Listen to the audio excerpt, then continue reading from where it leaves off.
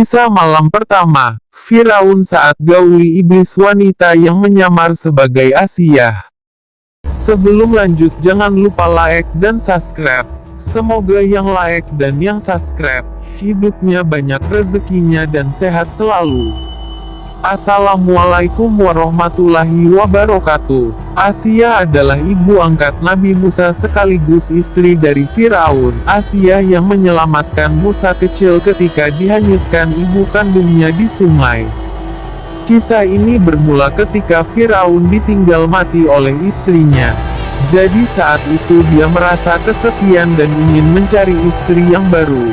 Kemudian pada suatu hari Firaun memerintahkan kepada salah seorang menterinya yang bernama Haman untuk datang dan melamar seorang perempuan yang bernama Asiyah.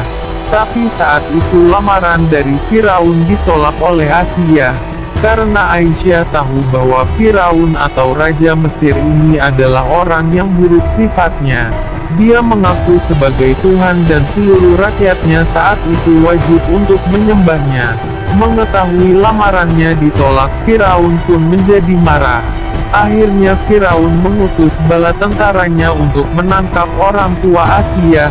Mereka pun dipenjara dan disiksa.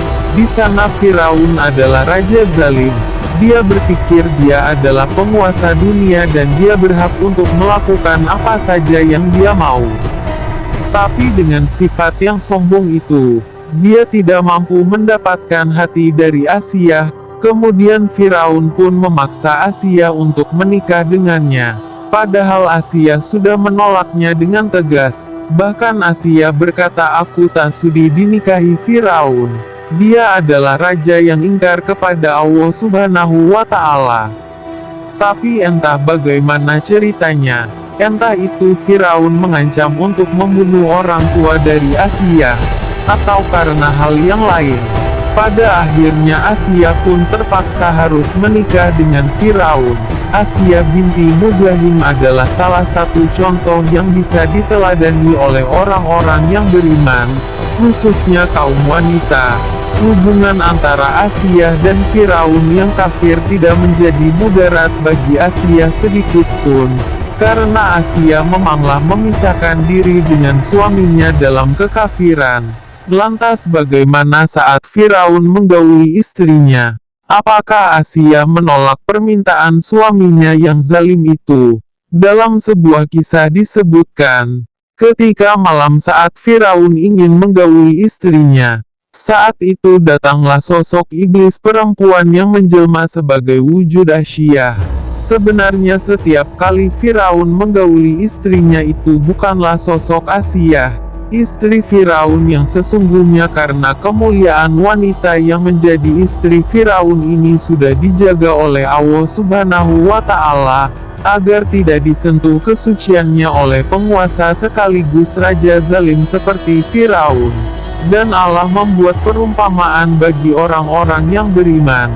Istri Firaun ketika dia berkata, "Ya Tuhanku, bangunkanlah untukku sebuah rumah di sisimu dalam surga, dan selamatkanlah aku dari Firaun dan perbuatannya, dan selamatkanlah aku dari kaum yang zalim." Al-Quran Surat At-Tahrim ayat 11. Asiyah merupakan seorang wanita yang secara diam-diam beriman kepada syariatnya Nabi Musa alaihi salam. Asiyah ini pula menyembunyikan keimanannya di hadapan Firaun, karena di waktu itu Firaun ini mengaku Tuhan yang wajib disembah oleh semua orang.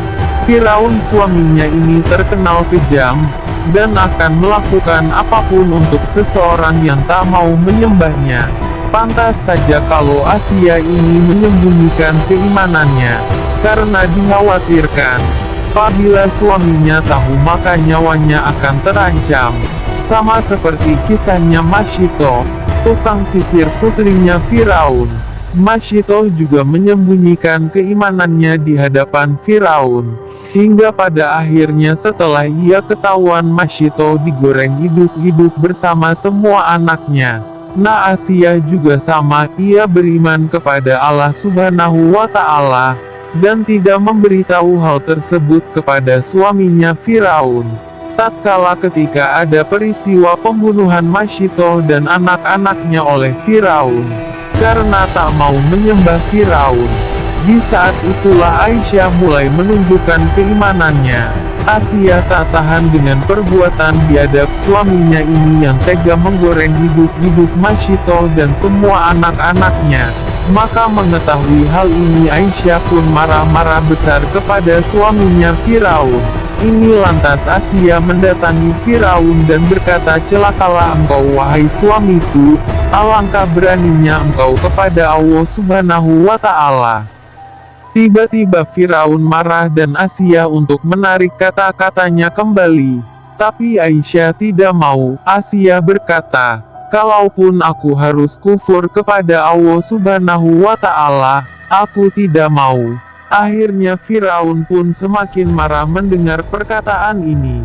Diusirlah Asia dari hadapan Firaun. Kemudian keesokan harinya Firaun mengumpulkan seluruh pejabat-pejabat Mesir dan dia bertanya, "Bagaimana pendapat kalian tentang Asia binti Muzahim?" Dan mereka menjawab dengan pujian-pujian. Intinya Asia terkenal adalah seorang wanita yang baik. Kemudian Firaun berkata lagi, "Tapi ingat, kalian boleh memuji dia dan ketahuilah dia telah menyembah Tuhan selain diriku."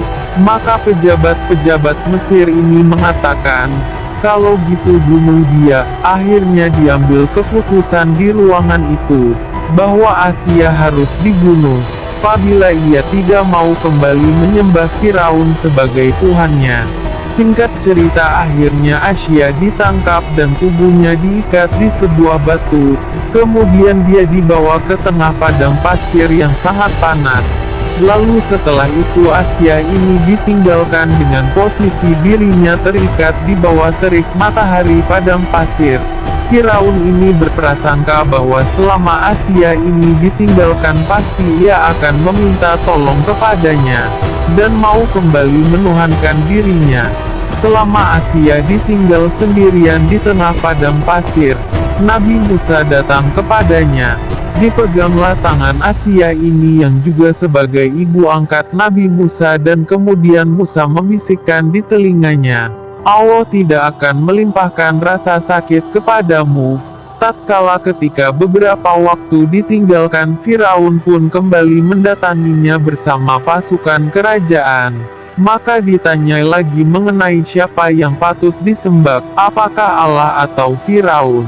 Namun karena Allah Subhanahu wa Ta'ala sudah menanamkan keimanan di hatinya Aisyah ini, maka Asia menjawab, "Tiada Tuhan selain Allah yang patut disembah."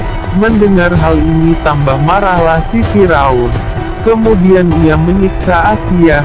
Dipukulinya Asia secara membabi buta dalam posisi terikat di bawah teriknya matahari, dan sambil dipukuli Asia dipaksa murtad. Tapi dia tidak mau. Sampai-sampai pakaian Asia binti Muzahim terlepas sebahagian. Karena siksaan dari Firaun ini. Karena kabar yang dibisikkan Musa kepada Asia.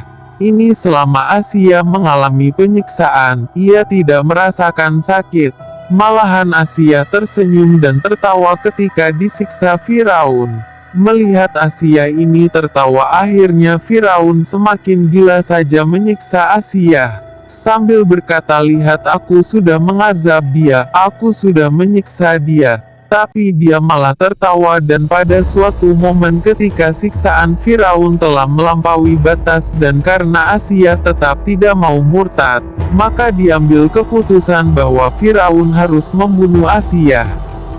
Ketika Aisyah binti Muzahim hendak dibunuh oleh Firaun, Asia karena sudah tahu ajalnya telah dekat, maka Aisyah mengangkat wajahnya ke langit dan berdoa kepada Allah Subhanahu wa Ta'ala untuk dibangunkan sebuah istana di surga untuknya. Sekejap saja setelah Asia selesai berdoa, Allah Subhanahu wa Ta'ala pun langsung mengabulkan doanya itu. Maka ditampakkannya istana yang diminta Asia. Ini di peristiwa itu Asia ini benar-benar bisa melihat istananya tersebut. Maka Aisyah pun tersenyum sambil melihat istananya itu dan Firaun berkata, lihatlah wanita itu gulanya semakin jadi. Dia tertawa sementara dia sedang diazab. Maka Asia binti Muzahim pun setelah Allah Subhanahu wa Ta'ala perlihatkan istana untuknya di surga, Firaun pun membunuhnya dan wafatlah Asia binti Muzahim husnul khotimah. Wallahu a'lam bishawab. Jadi itulah kisah Asia dan Firaun. Semoga kisah ini bermanfaat. Selanjutnya saya akhiri, wassalamualaikum warahmatullahi wabarakatuh.